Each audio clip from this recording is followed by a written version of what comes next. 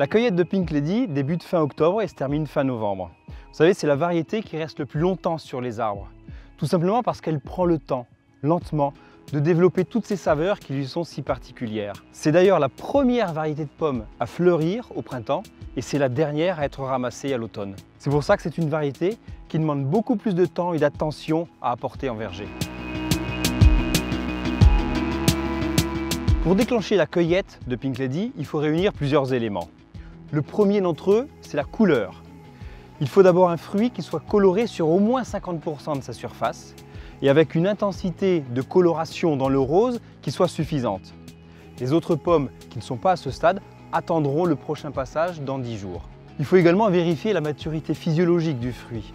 Et ça nécessite des analyses qui sont souvent conduites par les techniciens. Ils mesurent la fermeté du fruit, le taux de sucre dans le fruit et également ils vérifient que l'amidon qui est produit par l'arbre pendant la végétation soit suffisamment transformé en sucre. La cueillette se fait exclusivement à la main. Les consignes sont très claires et très strictes aux cueilleurs. Le geste doit être délicat, il doit être précis. On prend la pomme dans le creux de la main et pas seulement dans le bout des doigts. La pomme doit être basculée vers le haut, ce qui permet au pédoncule de se détacher tout doucement de la branche et à la pomme ne pas venir se blesser contre la branche sur laquelle elle était attachée. C'est pour ça que la récolte de cette variété est 15% plus lente que les autres. Une fois qu'elles sont déposées dans les paddocks, les pommes sont transportées en station de conditionnement. Là, elles vont être triées, sélectionnées et emballées. On a une étape de tri afin de n'envoyer sur les étals que les pommes qui correspondent au cahier des charges Pink Lady. Celles qui ne correspondent pas au cahier des charges ne seront pas jetées, mais elles vont être réutilisées. Il n'est pas question de gaspiller.